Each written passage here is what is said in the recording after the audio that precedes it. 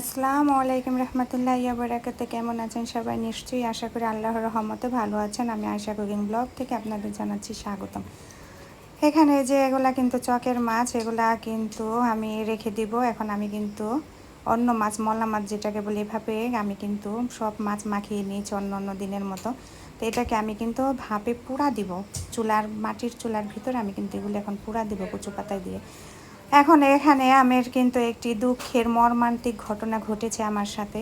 তো এইভাবে যেন এই অনাকাঙ্ক্ষিত ঘটনা যেন কারো জীবনে না ঘটে, সেটাই আমি আপনাদের সঙ্গে শেয়ার করছি।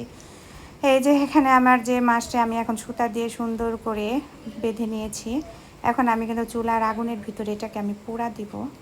পুড়া দিয়ে তারপর আমি রেখে চলে গিয়েছিলাম। তো আমার যে দুঃখের ঘটনাটা সেটাই হচ্ছে আপনাদের এখন আমি শেয়ার করছি। এই যে আমি পুড়া দিয়ে গেলাম, এখানেই কিন্তু শেষ। আমি কিন্তু এটা আর খুঁজে পাইনি। পুড়ে এমনভাবে ছাই হয়ে গিয়েছে, এটাই আমার দুঃখের ঘটনা। আল্লাহ হাফেজ।